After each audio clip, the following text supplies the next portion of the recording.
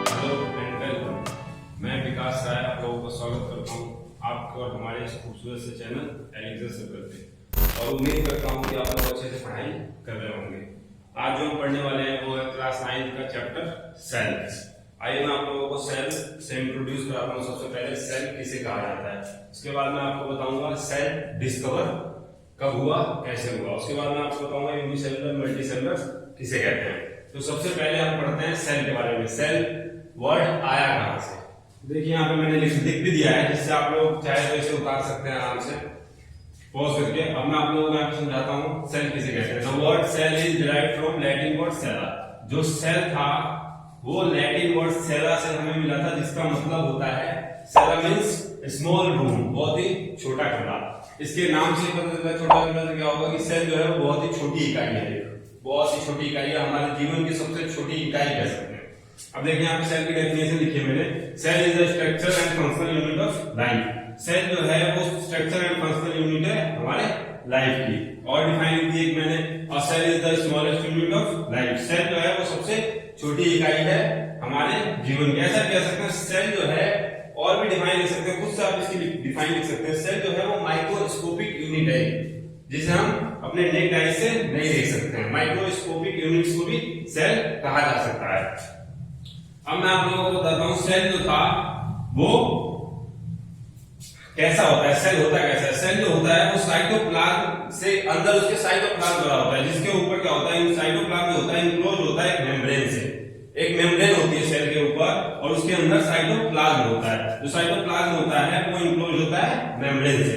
अब यहाँ मैं आपको बताता हूँ the study of cell is known as cell biology. कोई भी ऐसा इंसान जो सेल की पढ़ाई करता है, जो लोग सेल की पढ़ाई करते हैं उसे कहा जाता है, सेल के बारे में पढ़ने वालों को सेल बायोलॉजी और साइटोलॉजी कहा जाता है। The study of cell is known as cell biology और साइटोलॉजी। अब मैं आपको इसके आगे बताता हूं कि डिस्कवरी ऑफ सेल, सेल कब डिस्कवर हुआ और किसने किया।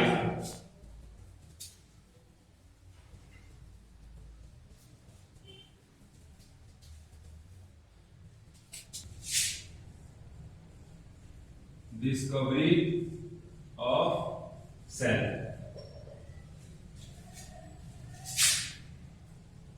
Cell was discovered by Robert Hooke. जो सेल था वो डिस्कवर किया गया था रॉबर्ट हुक द्वारा। रॉबर्ट हुक पहले पर्सन थे जिन्होंने सेल को देखा था। The cell was discovered in 1665। Cell 1665 में डिस्कवर हुआ था। आगे चलते हैं और मैं आप लोगों को बताता हूं सेल के बारे में। सेल जो था वो मिला कैसे था? रॉबर्ट हुक ने पहली बार कॉर्क में सेल को देखा था। कॉर्क जो होता है, कॉर्क के अंदर पहली बार सेल को देखा था। अब कॉर्क क्या होता है मैं आपको ये बताता हूं। कॉर्क इज अ सब्सटेंस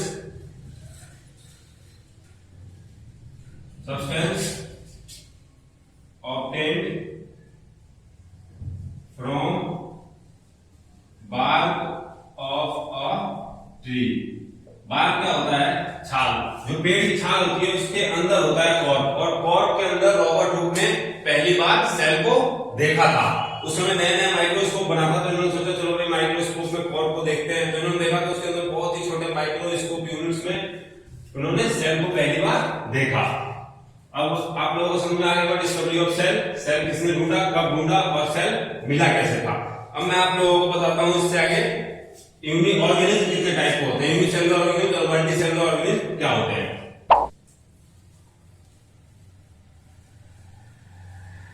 सबसे पहले मैं आपको बताता हूं यूनिसेलुलर ऑर्गेनिज्म क्या होते हैं। यूनिसेलुलर ऑर्गेनिज्म, यूनिसेलुलर ऑर्गेनिज्म किसे कहते हैं, इसकी डिफाइन देता हूं। All the activities are performed single cell. Unicellular organism जो होता है उसके अंदर जितने भी कार्य किए जाते हैं, कार्य करते हैं, वो सिंगल सेल द्वारा किया जाता है, यानी सिंगल सेल ही होता है, यानी कोशिका होती है बस। उसके बाद क्या होता है, इसका जीवन यहाँ पर बहुत ही छोटा होता है। The life span of cells is short. और आपको बताता हूं मैं इसके बारे में, इसके एग्जाम्पल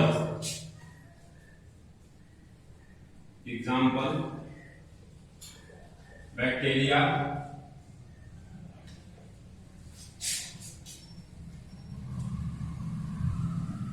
फंगी, प्रोटोजोआ, ETC। ये सारे एग्जाम्पल हो गए यूनिसेलुलर ऑर्गेनिज्म के। बहुत ही छोटे होते हैं, इसीलिए इनकी लाइफ स्पैन भी बहुत कम होती है और इनकी सारी एक्टिविटीज होती है वो सिंगल सेल द्वारा परफॉर्म की जाती है। अब मैं आप लोगों को बताता हूं मल्टी सेलुलर ऑर्गेनिज्म क्या होता है, वो बिल्कुल इसका ही अपोजिट है। Multi cellular organism, multi cellular organism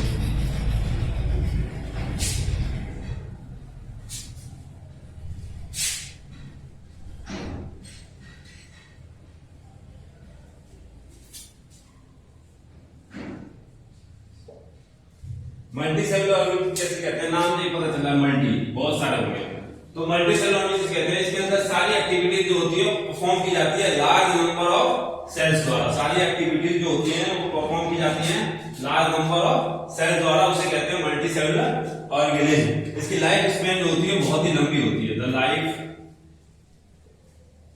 span of multi cellular organism is long. Example बता देता हूं आप लोगों को इसका।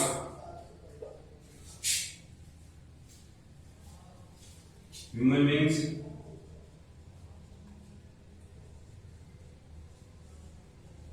Plants and animals. ये हो गया यूनिसेलुलर, मल्टीसेलुलर।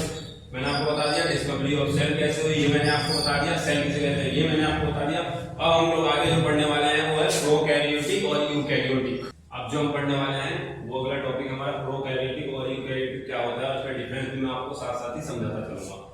देखिए यहाँ पे सबसे पहले मैं आपको बताऊं प्रोकैरियोटिक का मतलब। प्रो का मतलब होता है बिफोर, और कैरियो का मतलब होता है न्यूक्लियस। यू का मतलब होता है ट्रू, कैरियो का मतलब होता है न्यूक्लियस। मैंने यहाँ पे आपको इसका मतलब समझा दिया। Prokaryotic before nucleus, eukaryotic true nucleus. अब मैं आपको इन दोनों में डिफरेंस समझाता हूँ, इन दोनों में डिफरेंस क्या है और कहते किसे हैं। प्रोकैरियोटिक होता है वो सिंपल होता है, सिंपल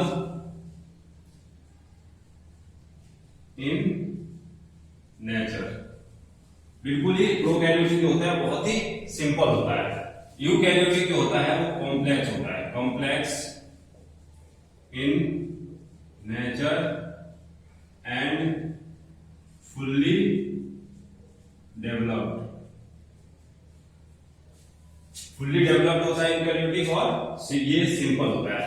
ये बहुत ही पुराना है, बिल्कुल नया है। ये ऐसा कह सकते हैं कि बहुत ही छोटा होता है और गरीब होता है, ये बहुत ही बड़ा होता है और अमीर होता है। अब मैं आप लोगों को बताता हूं साइज। ये अगर छोटा है तो सीधी बात है स्मॉलर इन साइज, इसका साइज भी बहुत ही छोटा होगा। ये क्या होता है larger in size, larger in size. उसके बाद और आप लोगों को बताता हूं इसमें डिफरेंस। प्रोकैरियोटिक जो होता है वो इतना हम लोग को समझ में आ गया होगा, कॉम्प्लेक्स होता है, सिंपल होता है, स्मॉलर होता है, ये लार्जर होता है। इसके अंदर न्यूक्लियस ये ट्रू न्यूक्लियस है, तो इसीलिए इसके अंदर न्यूक्लियस जो होता है वो प्रेजेंट होता है। न्यूक्लियस इज प्रेजेंट, क्योंकि ये क्या है, ट्रू न्यूक्लियस है। इसके अंदर जो न्यूक्लियस होता है वो एब्सेंट होता है।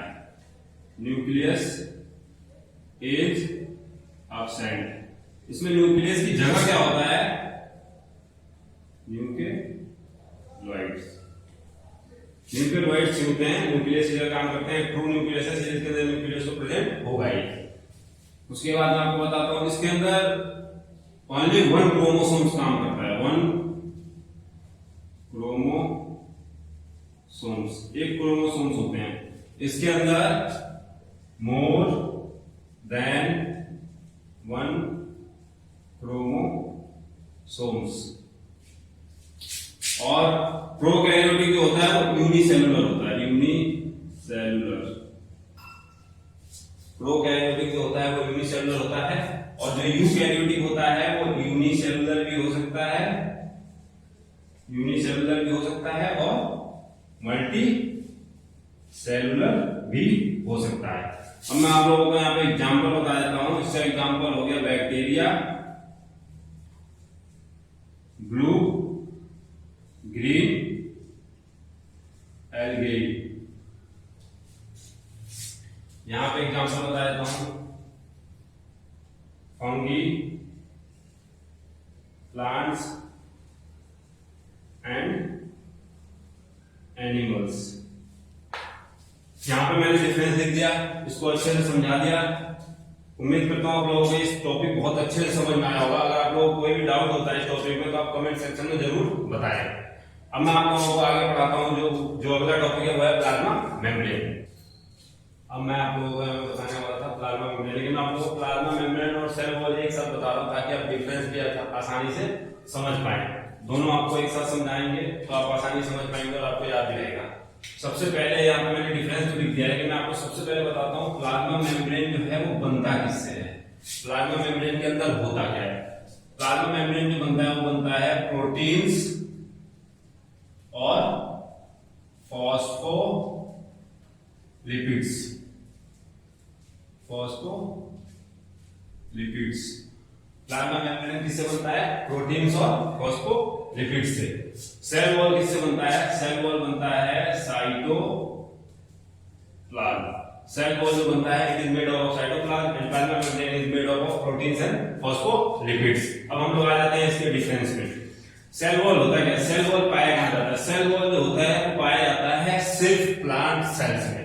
सेल वॉल आपको देखने को मिलेगा सिर्फ प्लांट सेल्स में, जबकि प्लाज्मा मेम्ब्रेन जो होता है वो पाया जाता है बोथ प्लांट और एनिमल सेल्स दोनों में। प्लाज्मा मेम्ब्रेन दोनों में पाया जाता है, सेल वॉल सिर्फ प्लांट सेल में पाया जाता है। क्लियर है यहाँ तक। अब आगे चलते हैं, अगला पॉइंट क्या लिखा है, it lies outside of cells. जो सेल वॉल होता है, वॉल क्या है, वॉल क्या होती है, दीवार। ये क्या है, सेल की बाहरी लाई करता है, सेल के बाहर लाई करता है, यानी ये क्या है, एक तरह से प्रोटेक्शन का भी काम करता है सेल वॉल। ये सेल्स के बाहर काम करता है।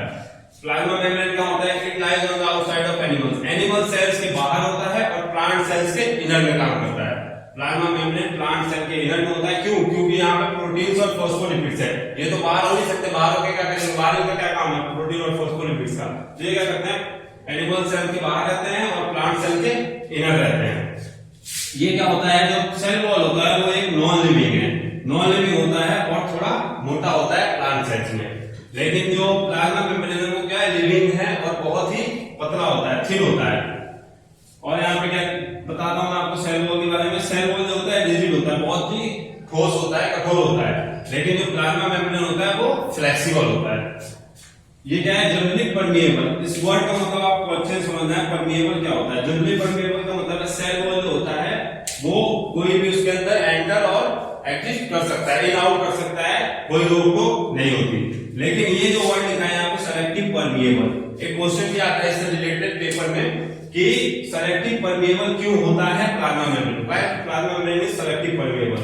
तो सेलेक्टिव परमिएबल यहाँ पे क्या होता है आपको समझाता हूं मैं। सेलेक्टिव परमिएबल का मतलब है कि ये चीजों को चुन के अंदर आने देता है, यानी जैसे ये एक सेल हो गया तो इससे अगर किसी को आउट बाहर जाना है या फिर किसी को इन अंदर आना है तो बिना ये अपने हिसाब से चीजों को ढूंढता है, ये ऐसे ही नहीं कोई भी बाहर चला जाए कोई भी अंदर चला आए, ये बाहर से उन्हीं को भेजता है जो अनवांटेड होते हैं, अनवांटेड इम्प्यूरिटीज। ये क्या करता है, अनवांटेड इम्प्यूरिटीज को बाहर भेजता है और क्या करता है, सिर्फ बहुत ही जरूरी चीजों को अपने अंदर आने देता है। इसीलिए जो प्लाज्मा मेम्ब्रेन होता है वो क्या होता है, सेलेक्टिव परमिएबल। यहां तक मैंने बहुत ही ज्यादा चैप्टर कवर करने की कोशिश की है, आगे की वीडियो में इस चैप्टर को खत्म करने की पूरी कोशिश करूंगा और उम्मीद करता हूं कि आप लोगों को ये वीडियो समझ में आई होगी। अगर आप लोग हमारे चैनल पे पहली बार आए हैं तो लाइक शेयर सब्सक्राइब जरूर करें।